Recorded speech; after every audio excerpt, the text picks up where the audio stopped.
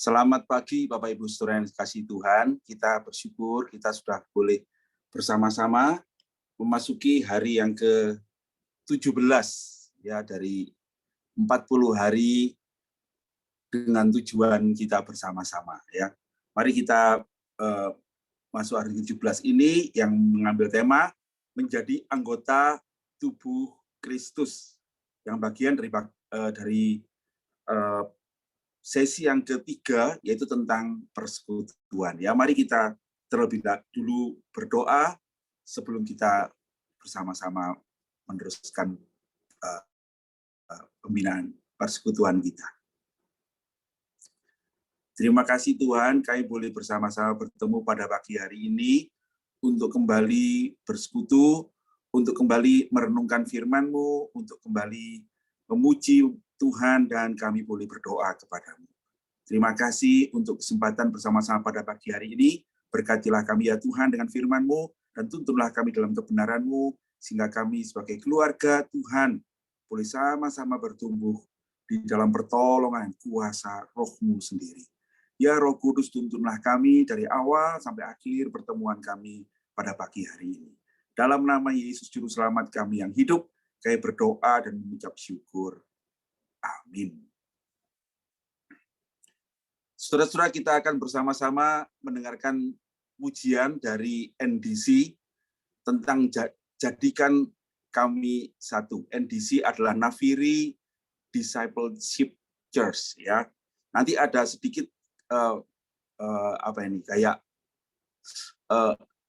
sebutan untuk gereja itulah ya oleh pendetanya yang berdoa. Tapi kita boleh juga menerimanya sebagai bagian dari hal yang baik yang mereka nyanyikan bersama-sama. Ya, kita perhatikan lagu ini dan kita renungkan kata-katanya. Jadikan kami satu.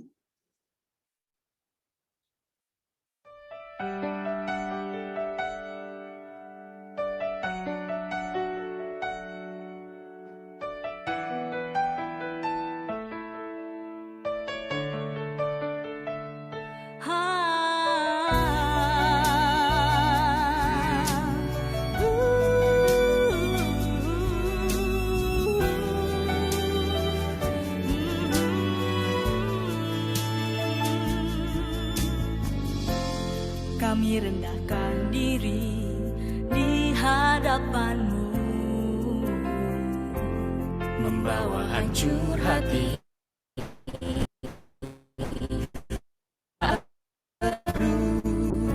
agar kami saling melengkapi tubuh-Mu, seperti Kau dan Yesus adalah satu. kami satu, seperti kerinduan-Mu, agar dunia tahu bukti nyata dari kasih-Mu.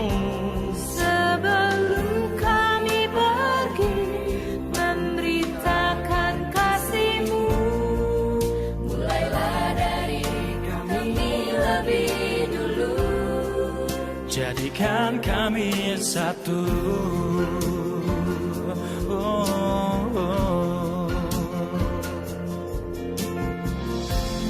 Kami rendahkan diri di hadapan-Mu, Membawa hancur hati saat berseru, Agar kami saling melengkapi tubuh-Mu, seperti Engkau dan Yesus adalah satu. jadikan kami satu, seperti kerinduan-Mu, agar dunia tahu Bukti nyata dari kasih-Mu. dari kasih-Mu, kami pergi memberitakan kasih-Mu. Mulailah dari kami lebih dulu. Jadikan kami satu. Oh Tuhan, jadikan kami satu sesuai dengan kerinduan-Mu, supaya dalam KOR Nafiri Discipleship Church kami bisa saling membantu, kami bisa saling mengasihi, kami bisa saling memperhatikan, kami bisa saling peduli, saling membangun dan bersatu untuk melayani Engkau, Raja di atas segala raja. Jadikan kami satu seperti kerinduan-Mu, agar dunia tahu bukti nyata kasih-Mu. Oh, yeah, yeah. Jadikan kami satu seperti kerinduan-Mu. Bertumbuh, bersatu di dalam Kor Nafiri Discipleship Church. Jadikan kami satu seperti kerinduan-Mu, agar dunia tahu nyatakan selalu kami pergi memberitakan kasih-Mu. Mulailah dari kami lebih dulu, jadikan kami satu.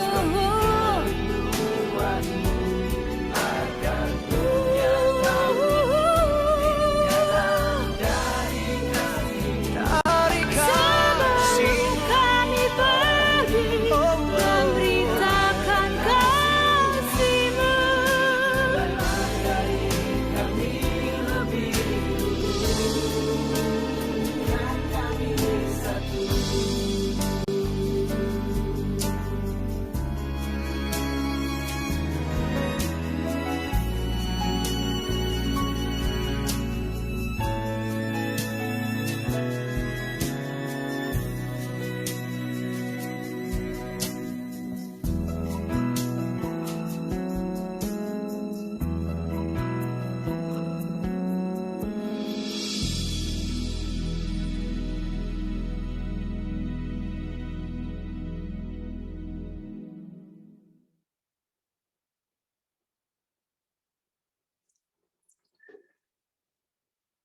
Menjadi anggota tubuh Kristus. Saudara-saudara, dalam Efesus pasal yang ke-2 ayat 19, firman Tuhan berkata begini, demikianlah kamu bukan lagi orang-orang asing dan pendatang, melainkan kawan sewarga dari orang-orang kudus dan anggota-anggota keluarga Allah. Mari kita berdoa sebelum kita bersama-sama sekali lagi merenungkan firman Tuhan. Terima kasih Tuhan, kami boleh bersama-sama berdoa seperti yang Kau ajarkan kepada kami, supaya kami ini boleh dipersatukan sebagai keluarga Tuhan. Dan kiranya firman Tuhan yang kami renungkan pagi hari ini, menolong kami untuk mengerti kebenarannya. Demi Yesus Juru Selamat kami yang hidup, kami berdoa. Amin. Saudara-saudara sekalian, Rick Warren berkata seperti ini ya, Anda terpanggil untuk menjadi anggota tubuh Kristus, bukan hanya menjadi orang percaya. Perhatikan ya, kita ini terpanggil untuk menjadi anggota tubuh Kristus, bukan hanya menjadi orang percaya. Saudara-saudara sekalian, kalau kita membaca di dalam Kejadian pasal yang kedua ayat 18, Tuhan Allah itu berfirman ketika manusia diciptakan. Tidak baik kalau manusia itu seorang diri saja. Aku akan menjadikan penolong baginya yang sepadan dengan dia. Dari ayat ini kita selalu diingatkan bahwa kita ini sesungguhnya adalah makhluk sosial, ya. Kita tidak bisa hidup sendiri. Kita tidak bisa menjalani kehidupan itu dengan menjadi soliter gitu ya, sendirian tuh. Karena apa? Pada dasarnya ketika kita diciptakan, Tuhan itu menciptakan kita bersama orang lain, ya, bersama orang lain. Nah, Alkitab menunjukkan ya, berkali-kali Tuhan menunjukkan bahwa kita itu sesungguhnya bersama-sama dengan orang lain. Dikatakan bahwa kita itu disatukan bersama. Ya, dalam Kristus itu Tuhan kita itu bukan cuma diselamatkan, saudara-saudara, tapi setelah kita diselamatkan, sekalipun kita secara pribadi, lalu kita dipersatukan dengan gereja Tuhan yang lain, dihubungkan bersama, ya, kita dibangun bersama, kita bertumbuh bersama, ya, dan kita ini menjadi pewaris bersama dalam kerajaan surga. Dan yang menarik, saudara, bahkan kita nanti itu akan diangkat bersama-sama, ya. Setiap kali saya memimpin ibadah kebaktian penghiburan, selalu diingatkan bahwa kita memakamkan saudara kita di sini dengan yakin bahwa saat ini dia bersama-sama dengan Tuhan. Menanti saatnya kita akan, ketika Tuhan datang yang kedua kali, kita akan bersama-sama, gitu ya, bersama-sama diangkat di dalam kekekalan. Ya, kita akan masuk ke kekekalan itu bersama-sama. Nah, saudara-saudara sekalian, ini adalah kebenaran yang selalu ada pada kita, ya, sehingga Alkitab mengatakan bahwa demikianlah kita ini, ya, sekalipun banyak, sesungguhnya adalah satu tubuh di dalam Kristus, ya. Kita masing-masing adalah anggota seorang terhadap yang lain. Ini menarik, saudara-saudara. Kita semua diselamatkan secara pribadi, ya. Kalau kita percaya pada Tuhan Yesus, percaya pada Tuhan Yesus itulah yang menyelamatkan kita, ya. Bukan karena saya anaknya pendeta, gitu ya. Bukan karena saya itu saudaranya pendeta, misalnya, gitu ya.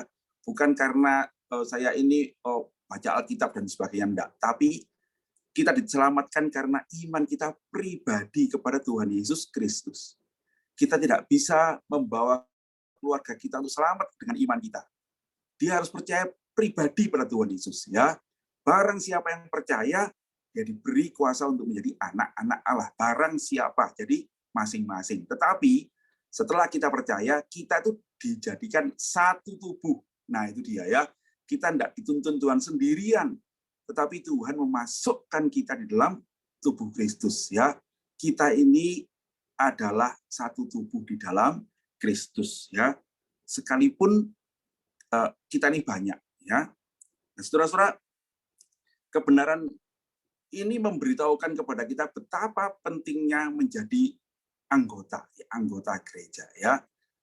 Saudara-saudara, kalau saudara Bapak Rick Warren itu menulis, ya, bahwa C.S. Lewis itu mencatat, ya, C.S. Lewis itu seorang sastrawan Kristen, seorang ilmuwan Kristen, mengatakan bahwa sesungguhnya istilah keanggotaan atau membership itu berasal dari istilah Kristen sebetulnya, melo namanya dalam bahasa Yunani, ya. Melo itu adalah istilah yang dipakai di dalam Alkitab sebetulnya, ya. Nah, istilah membership ini kemudian sekarang dipakai oleh dunia ini, ya. Kita semua jadi membernya Alfamart atau Indomart, gitu ya. Saya jadi membernya macam-macam lah, ada Ace Hardware, gitu ya. Yang menunjukkan itu adalah sesungguhnya langganan, begitu ya. Jadi keanggotaan itu menjadi langganan, lalu dapat reward segala macam, begitu ya. Nah, saudara-saudara, keanggotaan itu diberikan supaya setiap orang untuk menarik pelanggan datang.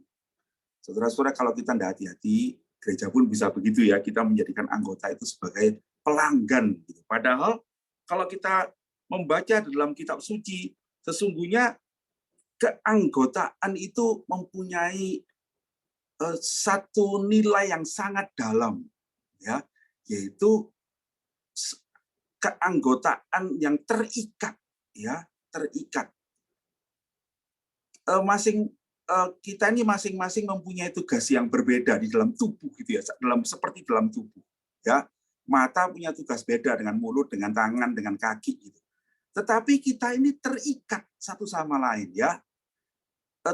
Tetapi tidak semua anggota itu punya tugas yang sama. Demikian juga kita, walaupun banyak. Tetapi kita ini, ketidaksamaan itu diikat di dalam satu tubuh, yaitu tubuh Kristus, ya. Alkitab itu berkali-kali, itu tadi dalam Roma 12. Ini dari sekarang dalam 1 Korintus 12, kalau kita baca Alkitab kita juga bicara tentang tubuh ini, ya. Tubuh itu satu, gitu ya. Meskipun anggotanya banyak. Demikian juga dengan Kristus. Nah, satu lagi, saudara-saudara, nah, ini menunjukkan sekali lagi bahwa kita itu mempunyai hubungan. Ya, nah gereja adalah tubuh, ya, bukan bangunan. Gereja itu adalah sebuah kehidupan, organisme, dan bukan organisasi. Ya, di dalamnya ada keterikatan. Jadi anggota itu bukan cuma terdaftar, saudara-saudara, tetapi diikat menjadi satu. Ya, dan Rick Warren itu mengatakan kita ini bisa menemukan peran kita di dalam hidup melalui hubungan dengan orang lain. Ya, melalui hubungan dengan orang lainlah kita ini bisa mendapatkan peranan kita yang sesungguhnya. Kita menjadi hidup. Saudara-saudara, dalam Roma pasal yang ke-12 ya, ayat 4 sampai 5 itu di dalam versi The Message ya, dituliskan begini, saudara-saudara. Setiap bagian mempunyai arti bagi tubuh secara keseluruhan, bukan sebaliknya. Tubuh yang kami maksud adalah tubuh Kristus dari umat yang terpilih. Sebagai bagian dari tubuhnya, setiap kita masing-masing mempunyai arti dan fungsi, tetapi apabila jari tangan atau jari kaki terpotong, kita tidak dapat berbuat banyak, bukan? Nah, benar ya saudara-saudara sekalian, kalau jari tangan kita itu lepas daripada kita, jari kaki kita terlepas daripada kita, maka dia bukan cuma kehilangan fungsi, sesungguhnya dia juga akan mengalami kematian. Ya, dia akan pelan-pelan mati ketika dia terpisah dari tubuh itu. Sehingga Rick Warren itu mengatakan, saudara-saudara perhatikanlah, gejala pertama dari kemunduran rohani seseorang adalah biasanya dimulai dari kehadirannya yang tidak konsisten dalam kebaktian dan pertemuan-pertemuan dengan orang-orang percaya yang lainnya. Kenapa kok dia mundur? Sebab dia sudah terpisah dari yang lain, terpisah dari organ tubuh yang lain. Itulah yang membuat kita itu bisa mati. Ya, saudara-saudara, karena itu kita mesti menyadari kebenaran ini ya. Kita memerlukan satu sama lain karena di dalamnya sesungguhnya kita ini bertumbuh. Dan saya ingin mengajak saudara memperhatikan Matius 16 ayat 18 ini. Versi NLT itu Matius mengatakan begini ya. Tuhan Yesus berkata begini, "Aku akan membangun gerejaku dan semua kekuatan neraka tidak akan dapat mengalahkannya." Kalau saudara ingat, ayat ini disampaikan Tuhan ketika dia bersama murid-murid di Kaisaria Filipi, ya, ketika mereka retreat, lalu Petrus ditanya, menurut kamu siapakah aku? Lalu Petrus menjawab, engkaulah anak Allah yang hidup, engkaulah Mesias, anak Allah yang hidup. Nah, lalu Tuhan mengatakan, di atas batu karang ini aku akan bangun gerejaku, ya, dan kekuatan neraka, alam maut tidak akan mengalahkannya. Berarti kan saudara-saudara, sesungguhnya gereja itu adalah yang dibangun oleh Yesus Kristus. Dan gereja yang dibangun oleh Yesus Kristus itu memiliki kehidupan yang lebih lama daripada alam semesta. Ya, itu akan dibangun. Bahkan gereja itu nanti akan ada masuk dalam kekekalan bersama-sama dengan kita semua ini. Nah, sehingga peranan kita di dalam gereja itu juga demikian. Ya, keterlibatan di dalam gereja, persekutuan di dalam gereja, keluarga rohani kita, seperti yang kita belajar kemarin, itulah keluarga yang sampai selama-lamanya. Kita kemarin belajar bukan keluarga rohani itu lebih penting daripada jasmani, sebab keluarga jasmani akan dipisahkan kematian, tetapi keluarga rohani itulah yang sudah dibangun di dalam iman pada Kristus yang akan bertahan sampai selama-lamanya, melampaui alam semesta. Sebab suatu hari alam akan mengalami kiamat itu, saudara-saudara, tetapi keluarga Allah akan bersama-sama dengan Tuhan sampai selama-lamanya di surga. Karena itu, saudara-saudara, kita mesti menyadari ya, betapa kita ini harus berada di dalam satu keluarga Allah ini. Ya, kita bukan cuma ada di dalam keluarga kita sendiri di dunia ini. Nah, saudara-saudara, Efesus 5 ayat 25 itu Paulus berkata, kepada jemaat di Efesus, lihatlah betapa Tuhan itu mengasihi gerejanya. Ya, bukan cuma mengasihinya, saudara-saudara, bahkan ia memberikan nyawanya untuknya. Ya, itu menunjukkan betapa penting gereja Tuhan ini. Ya, Tuhan berikan nyawanya itu untuk gerejanya. Alkitab itu menyebut gereja Tuhan itu sebagai tubuh Kristus. Saudara-saudara perhatikan hubungan itu ya, tubuh dan kepala. Alkitab itu mengatakan bahwa gereja adalah mempelai Kristus, ya. Satu hubungan yang dekat, yang dikasihi oleh Kristus. Saudara-saudara sekalian, kalau kita itu percaya pada Tuhan dan mengasihi Tuhan Yesus Kristus, kita tidak boleh membenci gerejanya. Kita tidak boleh meninggalkan tubuhnya. Ya. Kalau kita mengasihi Kristus, maka kita harus mengasihi tubuhnya, mengasihi gerejanya. Itu keluarga kita, itu adalah kehidupan kita. Ya, kepada jemaat yang diaspora pada waktu itu, Petrus itu menasihatkan begini, saudara-saudara, kasihilah keluarga rohanimu. Lengkapnya ayat itu sesungguhnya berbicara begini ya, takutlah akan Tuhan, kasihilah keluarga rohanimu, dan hormatilah raja. Gitu ya. Itu seluruh ayat itu bicara begitu. Nah, tapi ini kasihilah keluarga rohanimu. Itu menjadi perintah yang penting. Takut akan Tuhan, kasihilah keluarga rohanimu. Kasihilah saudara-saudaramu itu. Lalu hormatilah raja. Hiduplah dalam masyarakat dengan baik. Betapa pentingnya mengasihi keluarga Tuhan. Nah, saudara-saudara sekalian, hari ini satu lagi ya, hampir setiap, hari ini kita akan berbicara bagaimana kita bergereja ya di dalam satu tubuh. Nah, saudara-saudara, ditekankan dalam buku ini bahwa setiap kita harus terlibat di dalam persekutuan lokal kita, di dalam gereja lokal kita. Kita tidak berbicara, kita ini tidak diajak oleh Alkitab berbicara tentang tubuh Kristus yang luas, memang betul. Kita ini anggota gereja itu yang kudus dan am. Tetapi perhatikan, hampir setiap kata gereja atau jemaat, jadi kalau di Alkitab kita itu tidak ada kata gereja ya, saudara-saudara. Ada eklesia, ada gitu, tapi yang banyak jemaat yang dipakai di dalam Alkitab itu selalu menunjuk pada sebuah jemaat lokal. Gitu ya. Jadi surat Paulus pada jemaat di Efesus, surat Paulus pada jemaat di Filipi, surat Paulus pada jemaat di Korintus. Jadi ini bukan bicara tentang global, tetapi secara lokal. Kita akan bicara pada gereja kita GKA Immanuel Malang, gitu ya. Saudara-saudara, firman Tuhan mengatakan di dalam Efesus 2 ayat 19b. Itu versi firman Allah yang hidup. Saya kutip begini. Saudara-saudara, engkau bukan lagi orang asing di hadapan Allah atau warga asing bagi sorga, melainkan anggota keluarga Allah. Nah, Rick Warren menulis anggota keluarga Allah itu adalah bagian rumah tangga Allah, ya, yang bersama-sama dengan orang Kristen yang lainnya, ya, warga kerajaan Allah bersama dengan orang Kristen yang lainnya.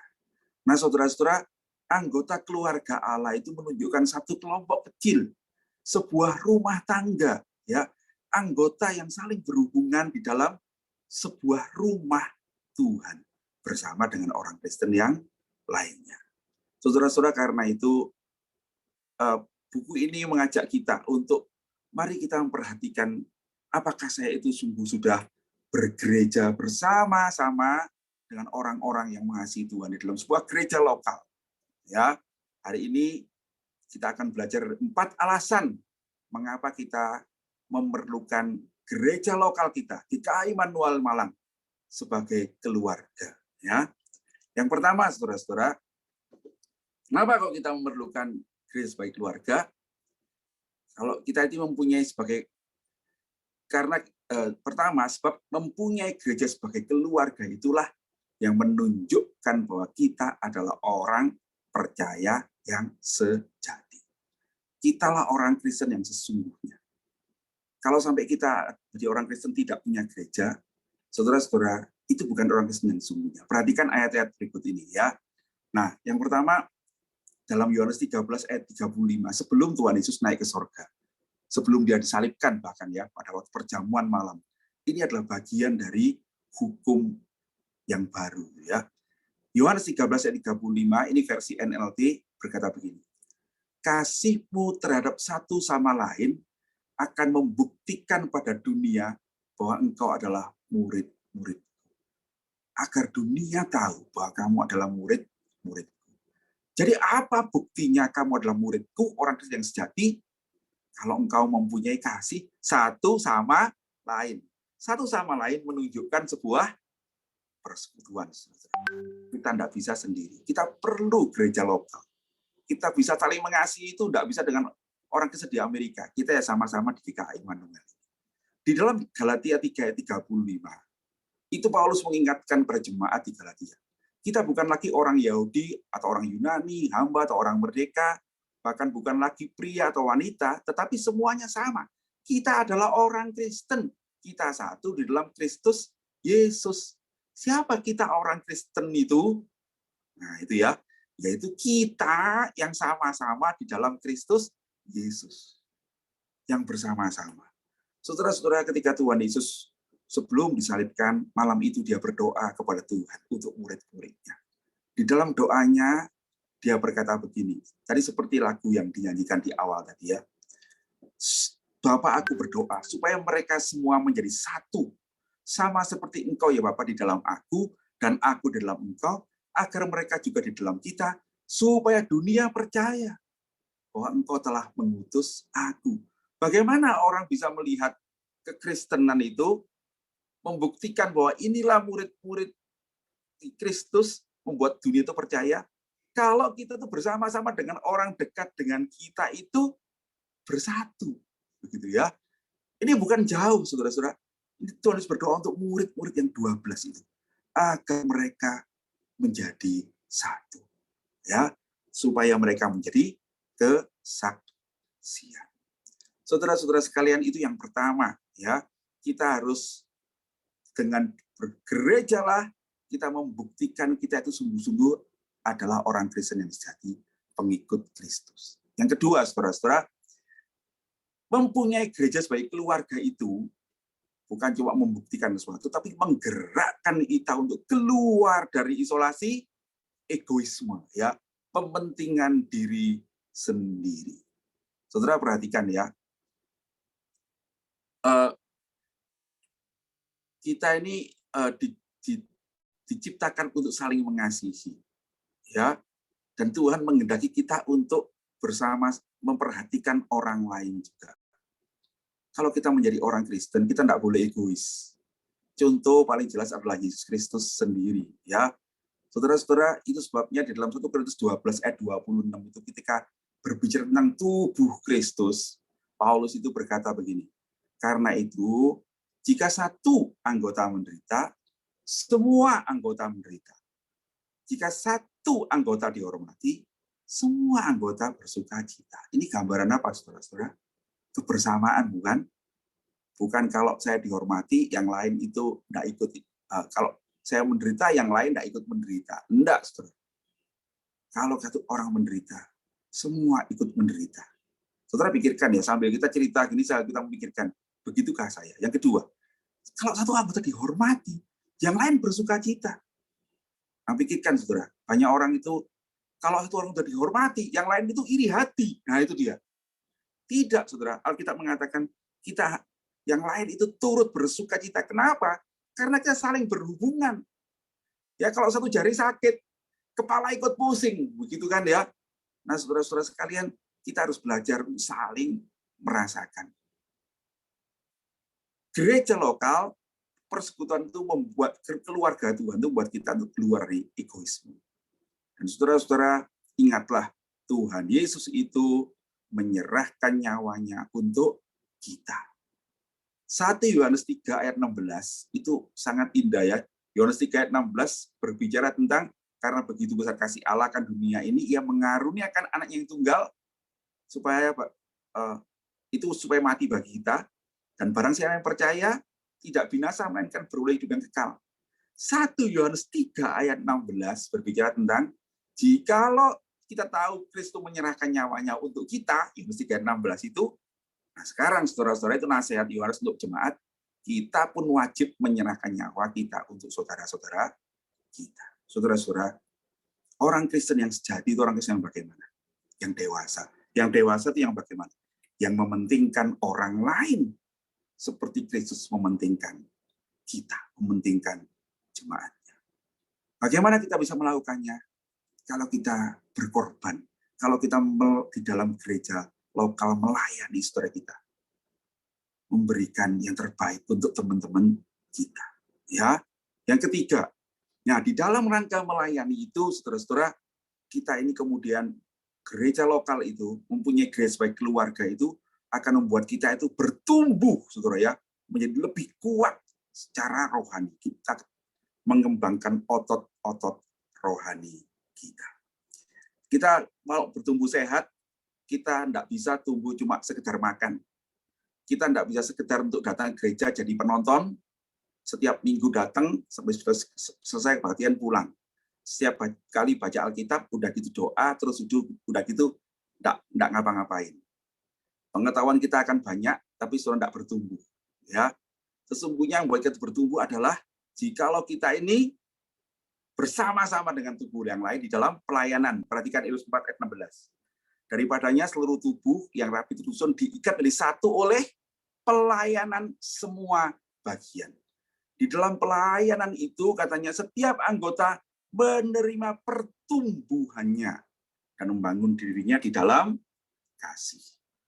Saudara-saudara sekalian, maka yang pertama di dalam melatih otot-otot kita itu ke dalam, saudara-saudara, setelah kita menerima firman Tuhan, kita mesti terlibat di dalam mengaplikasikan iman kita. Jadi iman itu kata Tuhan Yesus bukan cuma kita tahu, tapi kita harus lakukan, bukan semua orang yang mendengar firman itu yang masuk kerajaan surga, tapi yang melakukannya. Orang-orang ini yang membangun rumah di atas batu, bukan di atas pasir. Nah, saudara-saudara, pelayanan itu adalah bagian ketika kita ini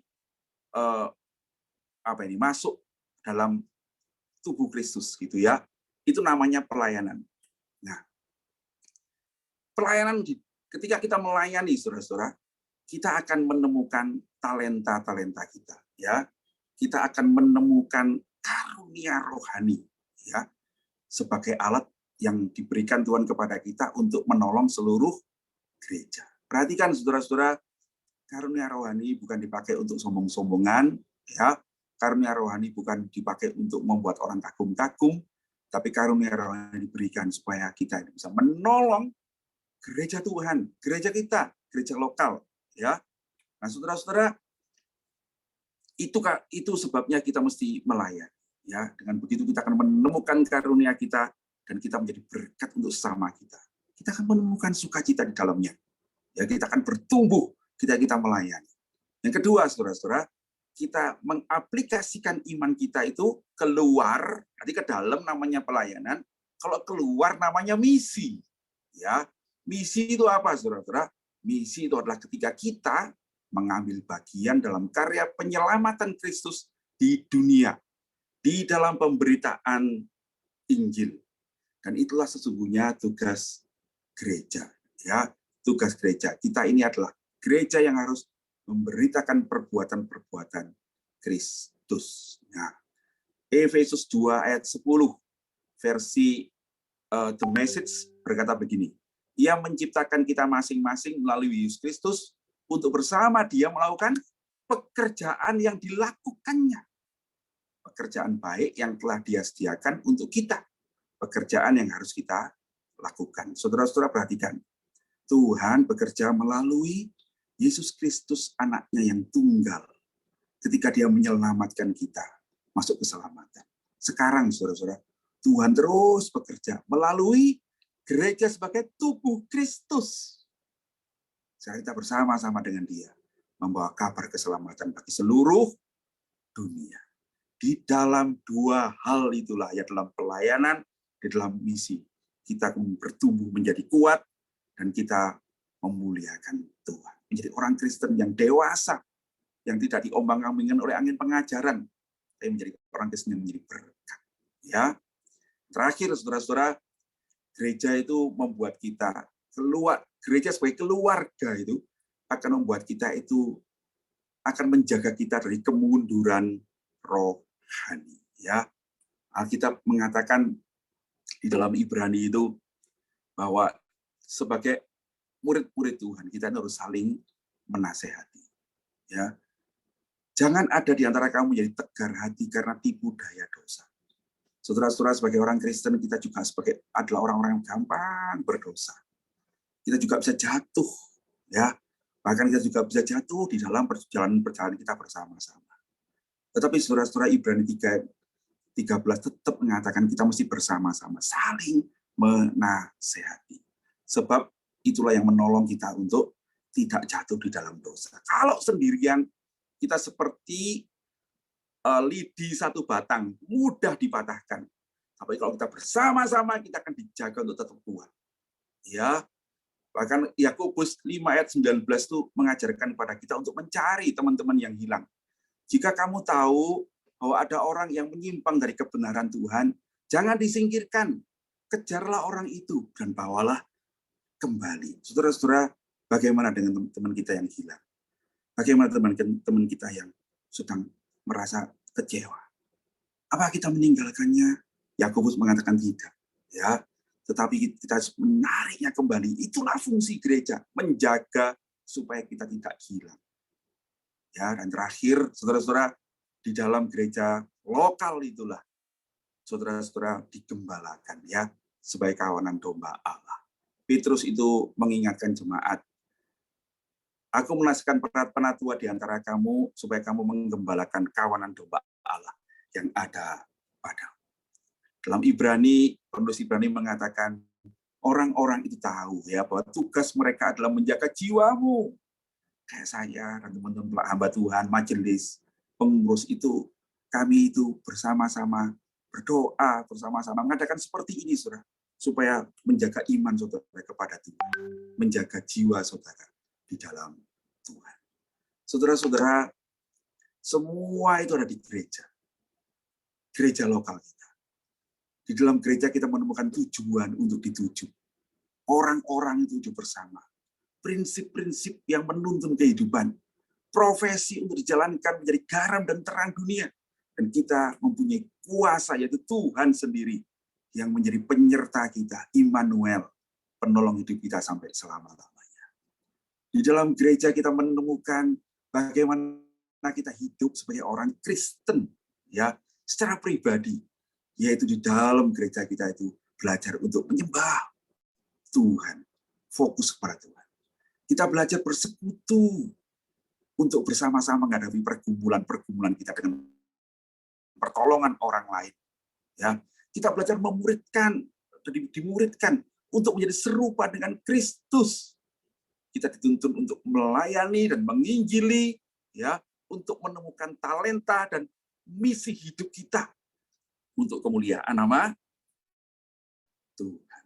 Nah, saudara-saudara, pertanyaannya adalah kita ini pengunjung atau anggota gereja. Ya. Gereja, kita bisa menjadi pengunjung gereja, tetapi sungguhnya yang diharapkan adalah kita ini boleh terlibat menjadi gereja Tuhan. Firman Tuhan itu mengatakan di dalam jemaat yang mula-mula itu dikatakan begini, mereka itu bertekun dalam pengajaran rasul-rasul dan dalam persekutuan, mereka berkumpul untuk memecahkan roti dan berdoa. Mereka bukan penonton, saudara-saudara, tapi mereka mengambil bagian, belajar bersama-sama, melayani bersama-sama, bersekutu itu. Bahkan mereka kemudian berbagi bersama-sama. Itulah gereja. Ya. Dan kemudian di dalam 2 Korintus 8 ayat 5 itu firman Tuhan mengatakan tentang jemaat Makedonia ini ya. Paulus itu memuji mereka. Kenapa? Sebab mereka itu memberi lebih banyak daripada yang kami harapkan, saudara-saudara. Ini tentang persembahan pada orang Yerusalem sebetulnya ya. Yaitu pertama-tama mereka memberikan diri kepada Allah. Jadi mereka percaya Tuhan, lalu menyerahkan diri pada Tuhan untuk menjadi jemaat Tuhan. Tetapi ketika mereka menjadi orang Kristen, kemudian mereka ingat untuk keadaan jemaat di Yerusalem yang menderita. Karena kehendak Allah, mereka juga memberikan diri mereka untuk kami. Mereka miskin, tapi mereka berbagi supaya jemaat yang berada di Yerusalem pun beroleh persekutuan dengan mereka. Perhatikan saudara-saudara, itulah keindahan sebuah gereja. Renungkanlah sekarang. Ya, kita ini dipanggil untuk menjadi tubuh Kristus, bukan hanya percaya.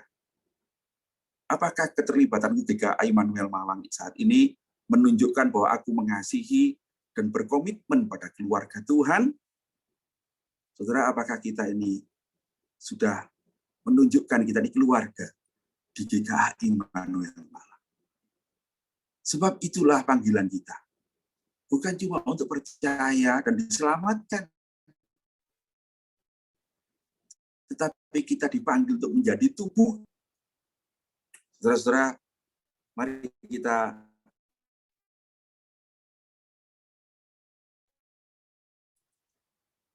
bersama si diri, ya. Saudara-saudara berdoa secara pribadi kepada Tuhan, dan Tuhan kiranya akan menuntun saudara sekalian. Maaf, saya agak putus ini. Maaf. Sorry.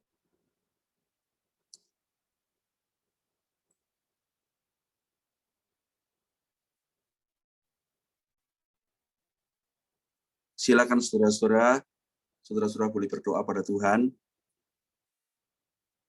Tuhan kiranya akan menuntun kita untuk boleh memuliakan Dia. Mari kita memikirkan, apakah saya sebagai orang Kristen sudah sungguh-sungguh membawa hidup kita ini menjadi keluarga.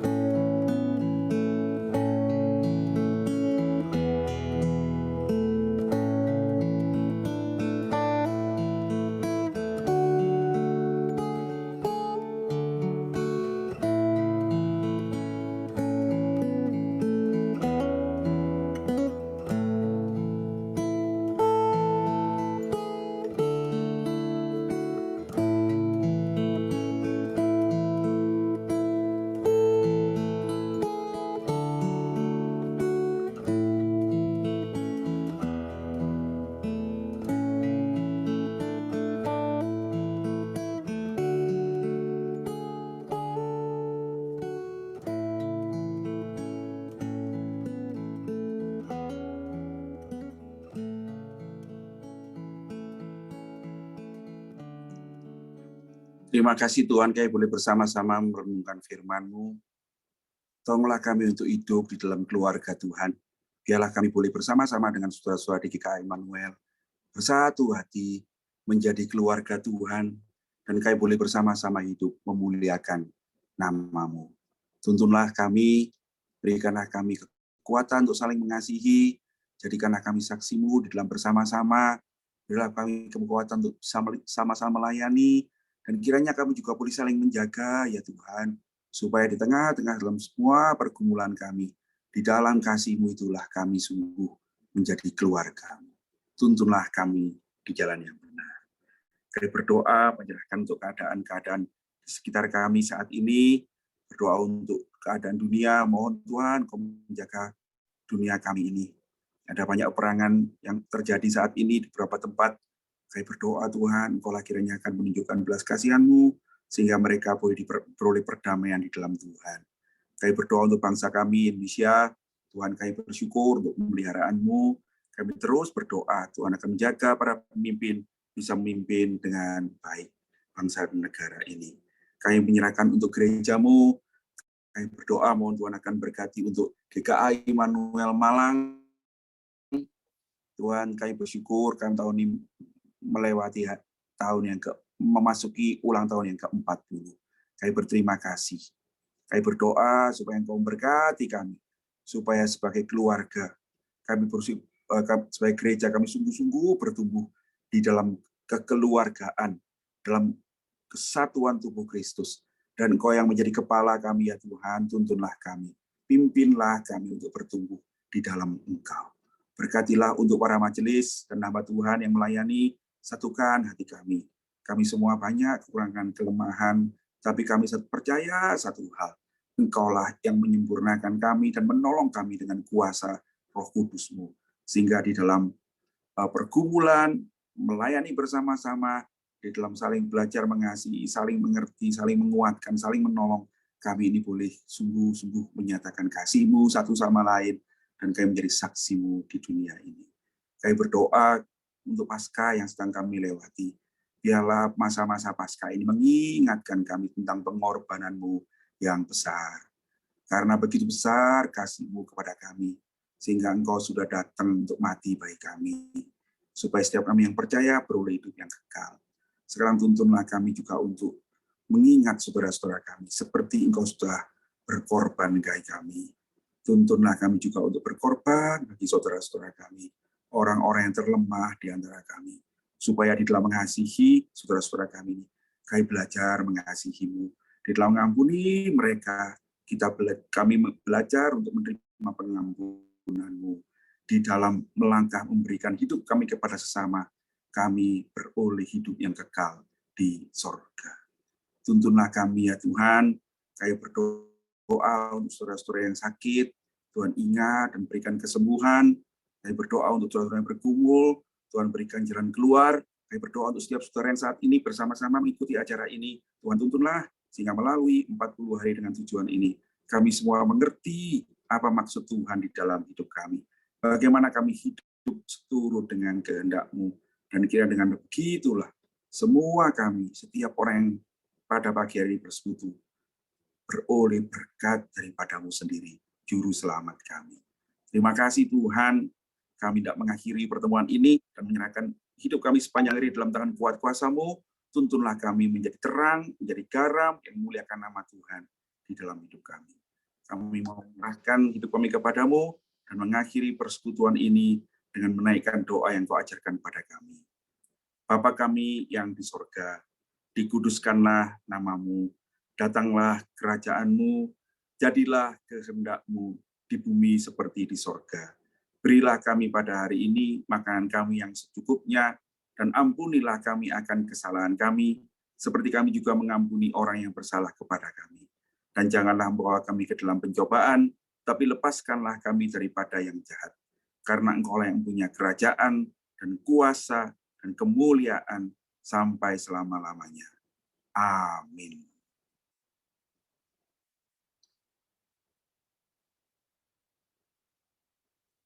Demikian pertemuan kita pagi hari ini, saudara-saudara. Selamat pagi. Tuhan Yesus memberkati.